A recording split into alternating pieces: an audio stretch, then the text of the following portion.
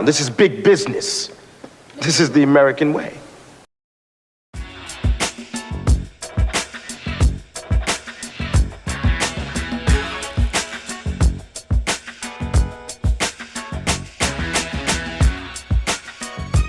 Hey folks, man, this is Monk, and we are back with another episode of Classes of Cinematics. And I'm joined as always my co-host. We got Bobby Blockbuster. Yo, yo, yo.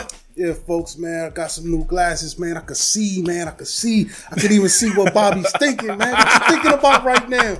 Man, I'm thinking somebody better sit their $5 ass down before I make change.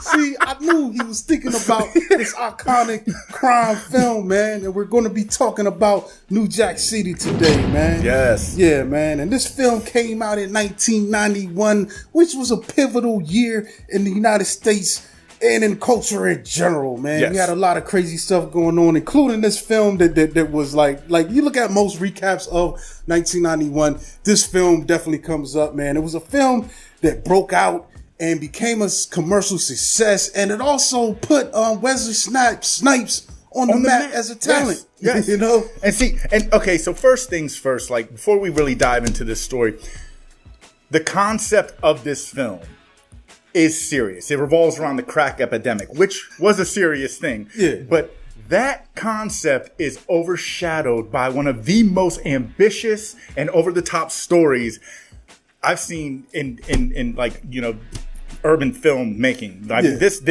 mean, the way that this film is delivered, gosh, it's so entertaining. You know what? It's so fun. Speaking of that, like how you were saying, like the aspect of this thing too that stands out to me is this movie's been done a million times before, or we've seen this story, TV serials, whatever. Yeah. Basically, someone going undercover to take down a drug dealer. I mean, honestly, you could kind of say maybe Goodfellas bit off of this. Donnie Brasco. I mean, you know, they just lot of films from the 70s. Yeah, I just feel like they were done with a bit more care and, you know, just done on a higher level, you know what I'm saying? But also, I do want to point out, man, shout out to Mario Van Peebles, because this also put him on the map, too, as a director, following in his father's footsteps as a director. Yeah. And this was his theatrical film debut. I think he had a couple indie joints before this. And also, I mean, like as you get into the story, I mean, it's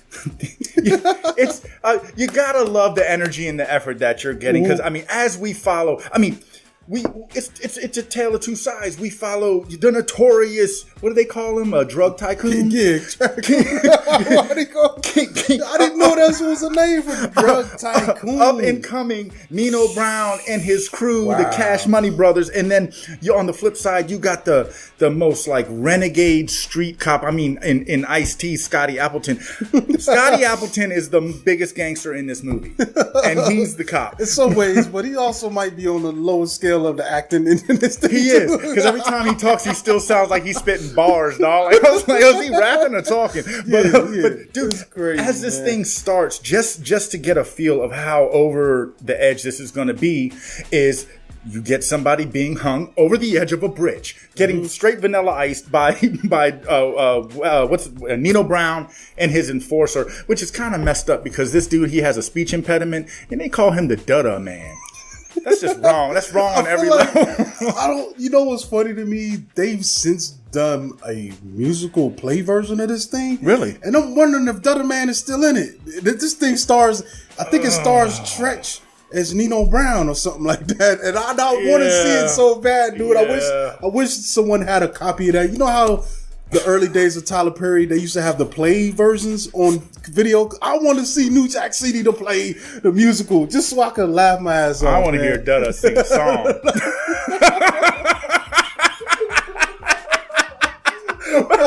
No.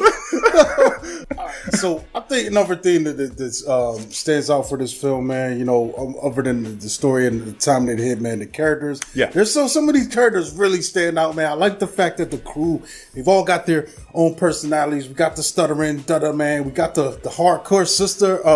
She don't care. Keisha. Rockabye baby. She's kind of the enforcer, which is interesting in a way because I feel like Dutta Man is like his direct bodyguard. Yeah. But when things got to get done and someone got to get off of here, they send Keisha, man. And it's crazy because they're unassuming about her. So when she does turn the switch on, it's like, whoa. Yep. Yep. And she's going to hit you with a one-liner before she takes your life. Yeah. She only speaks in one-liner. So then we got G Money, Michael Allen Payne. Michael Allen Payne or Alan Payne. Alan Payne. All right, yeah. I forgot. I thought he had a first name. But anyway, he does. I mean, it's Alan. But I thought he had like 3 names or something. I thought it was like 3 names or something. Alan, Anthony Payne, or something like that. But anyway, he's Nino Brown's brother. Brought up. He's one of the Cash Money brothers, man. I think he gives a cool dynamic to Nino because Nino stays the same through the whole movie pretty much. He does. But G Money, he kind of changes the game. He's seeing the costs that are happening, and it's not only just the fact that these are Cash Money brothers and all that, but this is his family and stuff that's caught up in this, and they're getting killed and locked up. Yes. And he's seeing the toll that it's taken on him.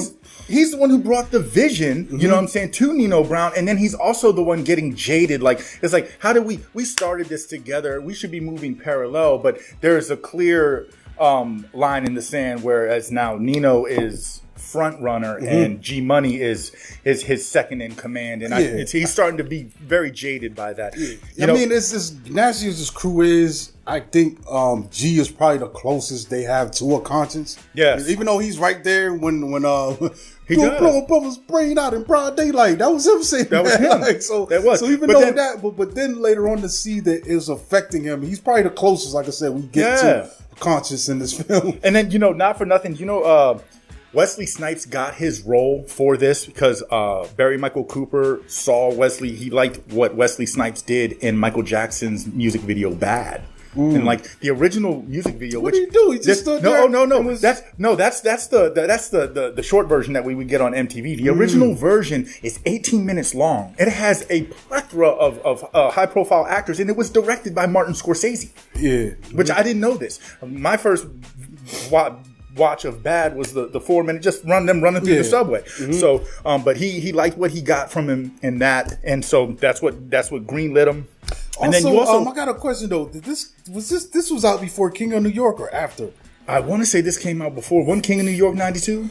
It's interesting, man, because King of New York is also one of the films where you got a lot of. No, King of New York was 90. So yeah, all right, bet. So that's crazy. And see, that's crazy that they were so close. But I distinctly saw New Jack City first. Yes, me too. In my brain, I'm thinking. Yeah, that's why I was first. thinking. But it makes sense now because that film has so many stars in it. You got Caruso, Snipes, Fishburne. And to see that and honestly, that was kind of a meaty role for Wesley to have back then, even though he was a nobody, but he still has some screen time and speaking lines. Absolutely. And normally, I think this was his first time being a bad guy. Of course, this put him front and center, but normally what we get from him, he normally plays the good guy. He plays a cop a lot. He actually said that when he first auditioned for the role, even though the role of Nino Brown was written specifically for him, he wanted to play the role of Scotty Appleton because that was more in his wheelhouse. But also, this is crazy because this movie is clearly he's a star of this film. Absolutely. And this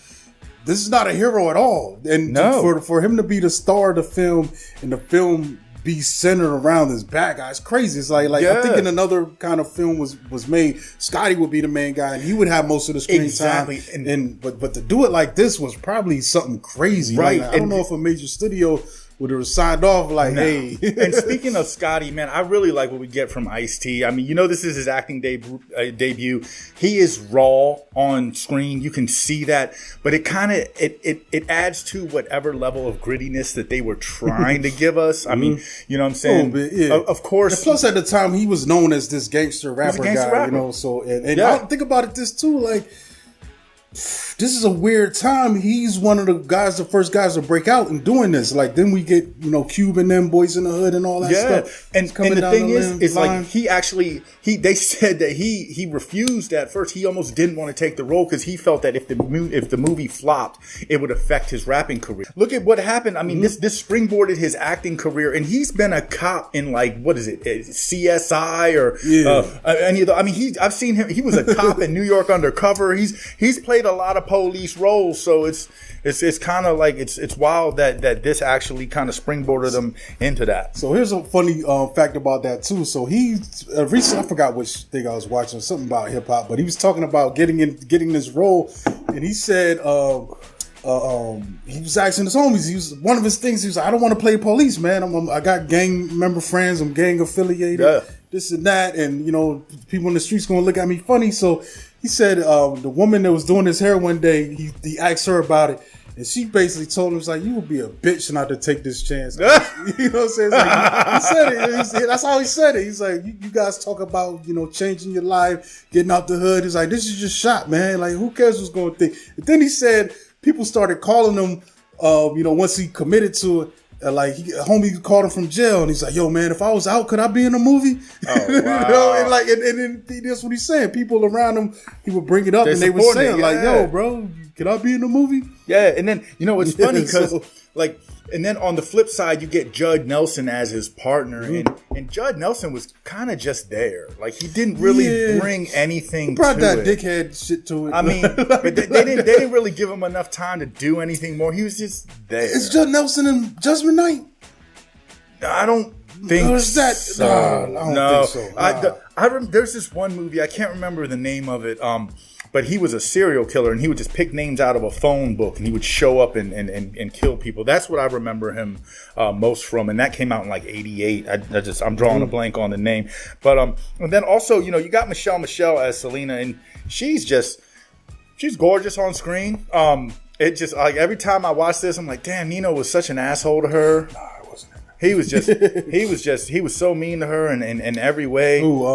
Selena, Michelle. Oh, yeah. I was just like, damn, dog, what's wrong with you? But see, I think those moments showed me how evil he was. Yes. Like especially that, no conscience, especially no that scene with him and G Money, and he's hanging out. There's like a couple's relaxing, drinking, and he's looking at G Money's girl. Yeah, and she starts in front dancing of his wife, and in front of G Money. It's like he's about to do both of them wrong at the same time. They're gloating about she got no kids, man. Yes, I'm like, dude, bro, you're cold, and that's evil. Where you also see G Money has a conscience, because he's like, dog, nah, man, don't say that. That's wrong. Yeah, but then, and then, like I said, we talked about Chris Rock's debut. I mean, I think that he.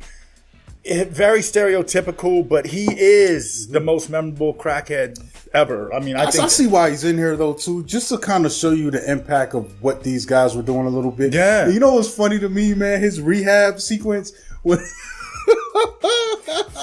when Ice-T is like nursing him. Yeah.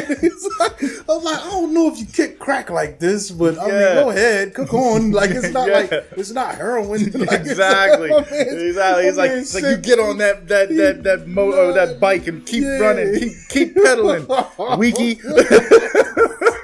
Yo, it's so funny, man. Like that's why I say this film would kind of exist in like that B movie realm. Absolutely. And it's just nuts, man, seeing everything go down. Absolutely. But I mean, we got all that. I think we hit on the major players, man. But there's just so much ridiculous scenes in this movie, and things that I think are so entertaining and have just become a greater part of the culture. The one-liners, especially, man. Yes. Like there's so much cool stuff in here, man. Like that these characters get into. Yes, like it's nuts, man. It's funny that it works. Like watching it today, I could pick at it and pick it apart in a different way than I was when I was younger. But it's still so entertaining, man. They even got a bomb disarming sequence, bro. Yes. What the hell? And like, come on. Yes, and it comes down to 2 seconds, and they just willy nilly. He's like, just pull it, Scotty, and pray. It's like, come on, are we kidding? And then I mean, when they lose the Carter, I mean, Wesley comes in and he's just like, geez, he's ripping on everybody. He's like, somebody knows something. He stabs one guy in the hand with a cane sword. It was like the King Willie sword. Yeah, the King Willie sword. And he showed me the clip. My man, it comes in with a Rottweiler and starts jumping rope with the Rottweiler leash. Yo, he takes the leash off and it's like a chain holding. And he said, I know somebody knows something. Yeah, just like skipping around. I never noticed that the first time because that scene is just so over the top. But rewatched, I was like, yo, he just jumped rope with the dog's leash. Yes. And it leads to some of the coolest scenes. Like Yeah, sit your $5 ass down. Sit your $5. Yeah, after he wipes the blood on G Money, he's like, you sit your $5 ass down. And then he stabs Christopher Williams in the hand. Yes. And yokes him up. I never liked your pretty motherfucker. And then he said he didn't like him because he's pretty. Yo, it's great. And I think it works, man, because that's just one of them scenes, man. He took he took all the air out the room, bro. He did. He's like, yo, this is about me. You know, another scene that I love is once Pookie is rehabbed and he goes to the Carter and his first time going back to Ice-T and them, and he's like explaining what's going on. He's like, man, you got to show a membership just like you're at a game club. And they got the hologram business card. I was like, then there's a buzzer, and then there's a call, and then out come this hole comes open in the wall, and then you get your crack. And this is like as if this is like some prestigious resort. You can go home to enjoy your goodies, or you can stay right there smoking crack, bro. Like it's so crazy to me. He's talking about it like it's the funnest thing to do ever. You know what I'm saying? And they're just so elaborate and everything. And then he was like, yeah, man. And then you go to the drug room. He was like, man, and everybody's naked, titties swinging and stuff. It's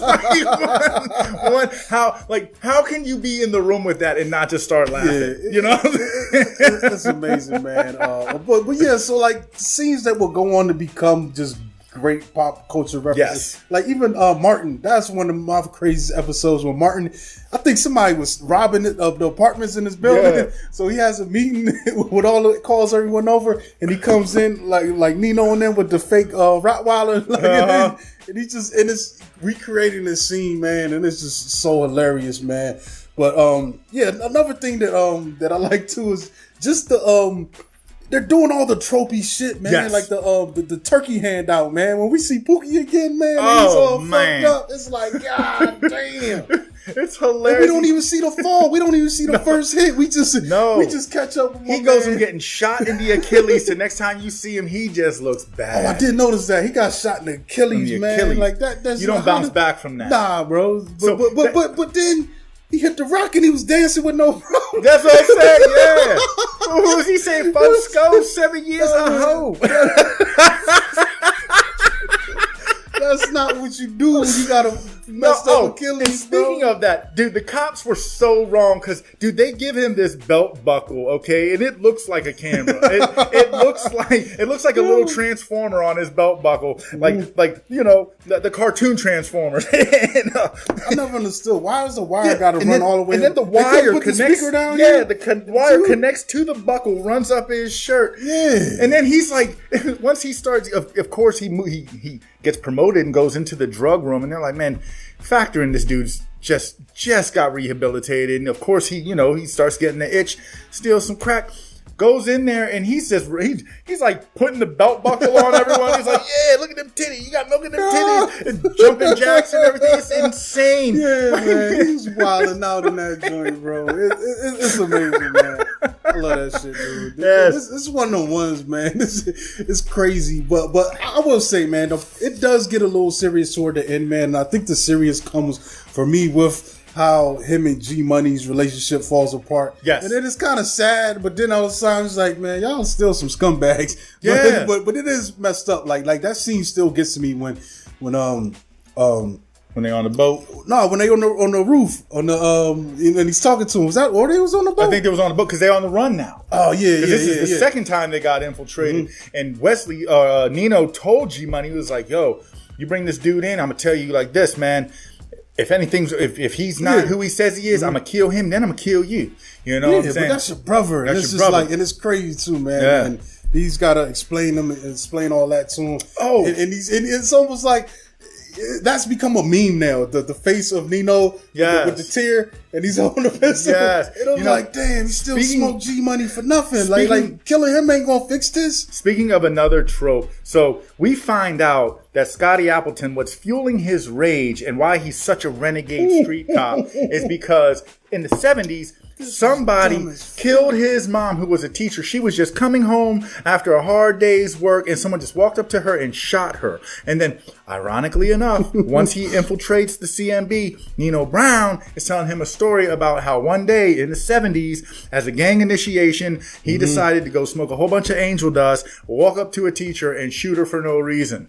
Which is also playing on the stereotype that kind of shit happened. Nah, it didn't happen like that. If you did have to shoot someone to get into the thing, it had to be another gang member. They're not. There wasn't no civilian. He went like, yo, pick. Nobody was tolerating a teacher woman with groceries. Remember, American Me comes out a few years after that, and there's the scene where the kid is, opens fire on. It wasn't no civilians. Nah, it was other bangers, bro. Yes. So so like to have that all happen to make Scotty hate Nino that much more, and he was like, ooh. You know what? I would have left that out because it wasn't a believable scene. No, like, it wasn't. In real life, I don't think Scotty can hold back and not as hot-headed as he's been this whole movie. Suddenly, then when he's got this guy dead to rights, he's going to be cool. He looks at him as somber as possible and was like, so this was business, right? This wasn't personal, right?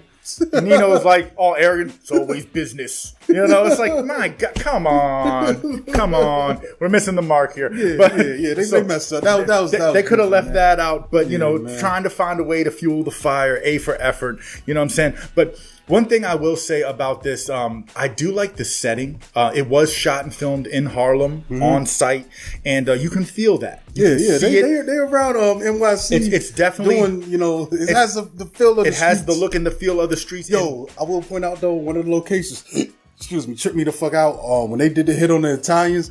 And there's nothing on this block. Everything's boarded up. Yes. I'm like, this is some bullshit. Yes. These guys in these fancy suits, they would not be chilling in a slum like this, man. You might send your underbosses to go to them places, but not they just not the sitting top dogs on this dirty ass block, man. Yeah, it looked like a rundown like pizza shop. It's like going on there. Does this place even serve food? And they're outside in the smallest card tables ever trying to play cards. If you look at the other side of the street, every window door was boarded up. That's how they were able to just cruise by, masked up with riding a motorcycle with one person sitting backwards and unload a whole oo-wop on everybody and then get away. My God. And that's another thing that I feel they missed the mark.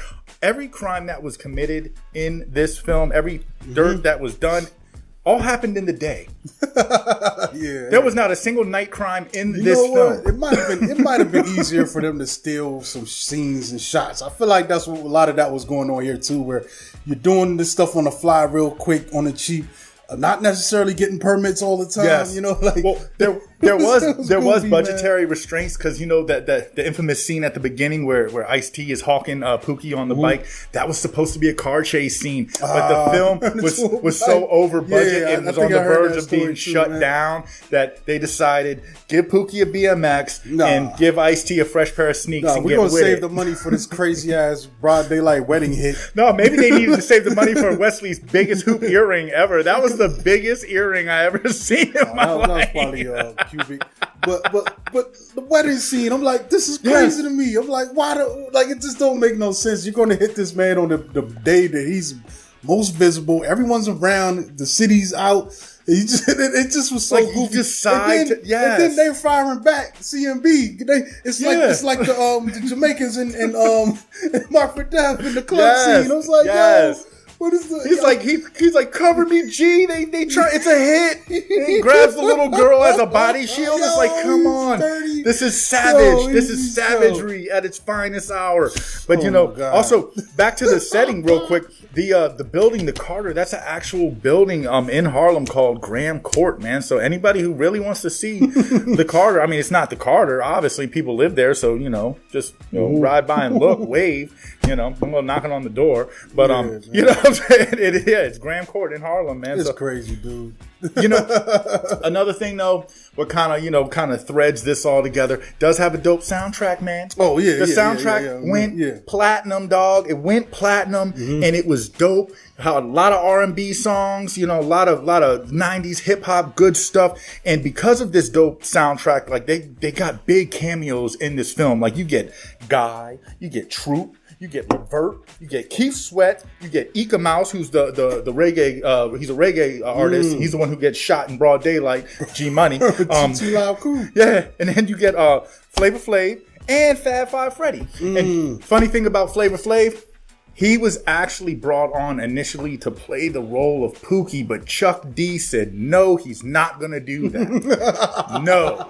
He refused. These are words that came out of Flavor Flav's mouth. Chuck Robbins, man, because apparently Flavor Flav, he's got life experience to pull this off. Exactly. That's what I'm saying. It's like, man, he was looking out for his boy. He was like, nah, man, you ain't going to make a mockery of Flav. I see you, Chuck. I was like, you know what? That's what's up. But we got robbed. That's what friends do. Friends don't let friends drive drunk or smoke crack in movies. That's what it is. I love that. I remember having the soundtrack though. I had a bootleg copy of it, but where the side A was actually on side B was on A. Oh, nice. But then but you just had to. But I remember the song though, the 2 Live Crew joint. Is my back against the wall and my dick is in the dirt. But then he said the joint that got me. I love the part with Luke Campbell was like, "You have never seen a black man drop a kilo load of cocaine from a plane." It's like spoken word that comes on at the end of the joint. But then the joint got some bangers. The joint is that who does the "Don't Wake Me" joint, man? Is that Christopher Williams? I forgot, man, but it's like, it's the damn, don't wake me. It's not Guy. Yeah, that joint goes. Is that? I don't know, because I know Troops they sing the song. Yeah, that's Christopher Williams. Christopher Williams. Okay, it's like don't. Yeah, that joint goes, and then the Keith Sweat wedding song. That joint goes, and then Troops sings the song at the beginning with Queen Latifah rapping. Yeah, the money joint. That joint's hard. That joint's hard too. This is a dope soundtrack. Yeah, I think also that soundtrack helped fuel the people's wanting to go see this because the music is coming out. Multiple singles are being played on the radio. Oh, from the New Jack City soundtrack. Like, man, this thing hit hard. And then man. Everybody knows the Color Me Bad joint, Sex Me Up or Sex You Up or what whatever. Box office doing this thing, man? Oh, box office. So, budget wise, $8 million. Box office, $47.6 million. And that doesn't even factor in rentals. VHS rentals. And VHS rentals. I've been watching this thing on Tubi. So this thing has still become a cultural sensation of a film, man. And like, you know what's interesting, man? Like, this, I was talking to you earlier, man. This is my favorite mode of filmmaking. Like, I love the Goodfellas, the Scorseses, the Scarfaces. Yeah. But the films that I love are more like this. They're just over the top. They're tackling a real situation, but it's movie. It's Hollywood style. Yes. It's just ridiculous in hindsight, which I think continues to give me more entertainment than some of the more serious endeavors, man. Like even if you look at something like American Gangster, as good as that film was, it doesn't have the cultural impact that this have. It doesn't have the one-liners that become part of the cultural lexicon. It doesn't have those moments that this have. It has some moments, but it's not going to give you more moments than New Jack City did. Right. And I think a lot of it, like, granted, now we are humans and we gravitate to things that we relate to. But because this concept is so heavy and were a lot of people that were affected by the drug epidemic at the time and everything, you don't want to see a movie that hits so hard that looks like you're watching a documentary of the crack epidemic. No, they never lost sight of the fact they're making a movie and that it needs to have high entertainment value. You know what I'm saying? Make it fun. You know what I'm saying? You can bring awareness, but still make this a movie that is entertaining. You know what I'm saying? People don't. If you want, this ain't the one I go to for awareness. They definitely everything in here that is about awareness feels preachy, feels wedged in. You know, like the old man, and then even at the end when they're talking about the corruption continues to go. I'm like, man, shut up, man. Where did Nino live or not? I told you he lived. He's in San Angeles now, man, fighting Stallone. I'm just saying, like it feels funny. I feel like those things are more about covering your ass than really trying to put a message of, you know what I'm saying, a real message. And so like for this, but like I said, like this feels like a film that could have taken place. I was talking to you earlier, and this is what the drug world looks like in Commando. Yes, and, what was I calling it? Neo New York. This is Neo New York, like dog. The movie, the Hollywood land version, and these kind of films, man, they still have lasting power with me because outside of entertainment value, there is the ridicule that I can throw at the film too, and that's fun for me in a lot of ways. Yes. But then also you've got great performances behind some of this shit. Like the Nino Brown is one of the most iconic bad guys in films ever. If we're doing 100 bad guy lists and you leave Nino Brown off of this, man, I don't fuck your list. Fuck your list. and it's funny because, you know, you see throughout this film that Nino Brown is emulating Scarface in many ways, but he separated himself. I mean, he shows him watching Scarface multiple times in the movie. He even has the big Scarface chair. He quotes, "The world is mine," you know, but Scarface is a serious film. It's entertaining, but it's serious. Whereas this, it's like I said, the entertainment value for this is so high that like you can take so much enjoyment from this. And like you said, it leaves a lasting impression because it's so over the top. Yeah. And the acting was good. It's a star-studded cast for a 90s cast. This movie made careers. It made people household names, you know what I'm saying? And just think of the movies that these individuals were in after this came out. But you always will reference, remember when he was in New Jack? Remember when she was in New Jack? You know what I'm saying? So, I mean, it has a high rewatchability rate. Like, I've seen this, I saw it when it first came out. I've seen it many, you know, between then and now multiple times. I had so much fun watching it this week with my rewatches. Like, I mean, it was a great time, man. Yeah. It was a great time, man. You know, so I'm gonna end my thoughts on this note. Although this is a fictional story, there are Nino Browns in every major city in America. If we don't confront the problem realistically without empty slogans and promises, then drugs will continue to destroy our country. That's the epilogue that they give at the end of this. And what does that? It's an epilogue that provides no solutions. No solutions. Just saying some shit. Just yet again, like I said, man, to try bring a level of seriousness to a movie that is not serious. They just covering their ass, man. You know what I mean? Man, check this out, man. This is one of the greats, man. I love this film, man, for what it is. Shortcomings and all. Yes. Accomplishments and all. Like, it's great, man. Well, I think we can wrap up on that, man. Make sure. Yeah, thanks for joining us, man. We're going hitting this first new year running, bro. Running. So we got the hits coming, man. We're going to add some new content to this channel as well, man. So keep your eye open for that. Yes. So we're not going to stop doing what we're doing already, but we're going to give you some more supplemental content, man. Yes. You know what I'm saying? More meat to the sandwich. Yeah. So but that's it, man. Yo, hold up. The twin Asians in the pool scene? I don't know. Because I'm like, yo, she's over. Yeah, I think it is. All right, they not twins though. They just and where did they come from? Women. And why does it look like they're in a gym pool? I could tell. That looks like a gym pool. That doesn't look. The hair is different, man. It's got the racing lines. But we're gonna be out here, folks. Make sure you subscribe to the channel, man. We're going to be back soon, man. Subscribe. Check us out on Instagram, Classes of Cinematics, man. And I just want to point out, too, man, interesting stat, man. We got 230,000 views last year, man. So we're trying to go even crazier this year, man. So make sure you check us out, man. Turn on notifications and all that. And we're going to be back. You catch me at Monkey Blood on Twitter and Instagram. This is Bobby Blockbuster. As always, you can catch me on the next show. Whoa. All right, folks, man. We out of here. Yeah.